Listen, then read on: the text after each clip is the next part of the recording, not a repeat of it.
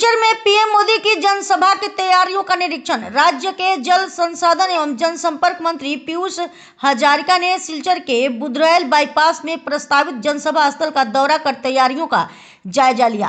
यहां 14 मार्च को प्रधानमंत्री नरेंद्र मोदी की सभा आयोजित होनी है। इस दौरान मंत्री कौशिक राय, सांसद कनादपुर कायस्थ, विधायक दीपायन चक्रवर्ती, विधायक मिहिर रंजन दास, भाजपा जिलाध्यक्ष और प्रशासनिक अधिकारी उपस्थित रहे। अधिकारियों को समय पर सभी तैयारियां पूरी करने के निर्देश दिए गए। অহা 14 তাৰিখে মাননীয় প্ৰধানমন্ত্ৰী নৰেন্দ্ৰ মোদী ডাঙৰীয়া বৰাক ভেলীলৈকে আহিব। কেইবাটাও অত্যন্ত গুৰুত্বপূৰ্ণ কামৰ আধাৰশিলা কৰিব, শিলান্যাস কৰিব। আমি সকলোৱে জানো যে প্ৰাচগামৰ পৰা বৰাপানীলৈকে এটা এক্সপ্ৰেছ হাইৱেৰ নিৰ্মাণৰ কাম ভাৰত চৰকাৰে হাতত লৈছে। প্ৰায় 25,000 কোটি টকাৰে সেই ৰাস্তাটো আৰম্ভ হ'ব আৰু এই ৰাস্তাটো সম্পূৰ্ণ হ'লে আমাৰ শিলচৰৰ পৰা বৰাক ভেলীৰ পৰা গুৱাহাটীলৈকে মাত্ৰ 5 ঘণ্টা লাগিব। আৰু ইয়াতে এখন আমাৰ পাথাৰকান্দিত এগ্ৰিকালচাৰ ইউনিভাৰ্চিটিৰ আধাৰশিলা হ'ব আৰু এটা এলিভেটেড কৰিডৰৰ আধাৰশিলা হ'ব। মুঠৰ ওপৰত কেইবাটাও গুৰুত্বপূৰ্ণ কাম লৈ প্ৰধানমন্ত্ৰী ডাঙৰীয়া আহিব। প্ৰধানমন্ত্ৰী ডাঙৰীয়াৰ বৰাক ভেলীৰ প্ৰতি এয়া উপহাৰ। সেই বৰাক ভেলীৰ মিটিংখনৰ কাৰণে প্ৰধানমন্ত্ৰী ডাঙৰীয়াৰ মিটিংখনৰ প্ৰিপেৰেশ্যনৰ কাৰণে আজি আমি আহিলোঁ। মাননীয় মুখ্যমন্ত্ৰী ডাঙৰীয়াৰ নিৰ্দেশত মিটিংখনৰ পৰ্যালোচনা কৰিলোঁ। কেনেকৈ কিমান মানুহ হ'ব, ক'ৰ পৰা আহিব, এই বিষয়ে আলোচনা কৰিলোঁ।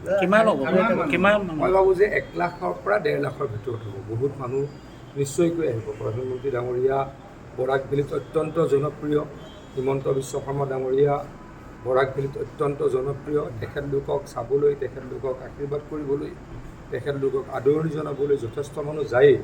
গতিকে বৰাক ভেলীৰ মিটিংবিলাক প্ৰধানমন্ত্ৰী যেতিয়া আহে, মুখ্যমন্ত্ৰী যেতিয়া আহে, বহুত মানুহৰ সমাগম হয়। গতিকে মই ভাবোঁ এইবাৰো তাৰ ব্যতিক্ৰম নহ'ব, বহুত মানুহ আহিব। বানপানীৰ দিন আহিছে, বিভিন্ন মথাউৰিবিলাক বহুত ভাল হৈ গ'ল। বানপানী আগৰ নিচিনা হৈ থকা নাই। আপোনালোকে দেখিছেই যে অসমত এতিয়া মথাউৰি নথকা জেগা অলমষ্ট নাইকিয়া হৈ গ'ল। বহুত কাম হৈছে, বহুত কাম হৈছে, বহুত কাম হৈছে। মইতো নিজে মন্ত্ৰী। অসমত মাত্ৰ 100 কিলোমিটাৰ যদি আছে গোটেই অসমত য'ত মথাউৰি নথকা, 1000 কিলোমিটাৰ মথাউৰি বনাইছোঁ। অলপ মথাউৰি, পুৰণা মথাউৰিৰ কাম অহা 5 বছৰ ডেফিনেটলি কৰিব লাগিব। কংগ্ৰেছ চৰকাৰৰ দিনত 70 বছৰত 4000 কিলোমিটাৰ মথাউৰি বনাইছিল। মানে 1 কিলোমিটাৰ মথাউৰি বনাওঁতে, 1000 কিলোমিটাৰ মথাউৰি বনাওঁতে 17 বছৰ 18 বছৰ লাগিছিল। আমি 5 বছৰত 1000 কিলোমিটাৰ মথাউৰি বনালোঁ আৰু আমি যি মথাউৰি বনাইছোঁ ভাঙিব নোৱাৰে। প্ৰধানমন্ত্ৰী নৰেন্দ্ৰ মোদী ডাঙৰীয়া এই স্থানলৈকে আহিব। এখন বিশাল সভাত তেখেতে ৰাইজক সম্বোধন কৰিব আৰু কেইবাটাও অতি ডাঙৰ প্ৰজেক্টৰ শিলান্যাস কৰিব। আপোনালোকে জানে যে প্ৰাচগামৰ পৰা বৰাপানীলৈকে এক্সপ্ৰেছ হাইৱেৰ ইতিমধ্যে চেংচন হৈছে প্ৰায় 25,000 কোটি টকাৰ। গতিকে সেইটো আৰম্ভ হ'ব। এখন এলিভেটেড কৰিডৰ আমাৰ শিলচৰত বনোৱা হ'ব, তাৰ আধাৰশিলা হ'ব আৰু আমাৰ এখন এগ্ৰিকালচাৰ ইউনিভাৰ্চিটিৰ আধাৰশিলা হ'ব। গতিকে বহুত ডাঙৰ কাম লৈ প্ৰধানমন্ত্ৰী ডাঙৰীয়া আহিব। তাতে লাখ লাখ মানুহ ইয়াতে উপস্থিত হ'ব। তাৰে কাম কাজৰ অলপ বুজ লৈ ভাঙিব নোৱাৰে। আগতে মথাউৰি যেতিয়া ভাঙিছিল, তাক সেই মথাউৰি ব্ৰিজ ফিল আপ কৰোঁতে 1 বছৰ লাগিছিল।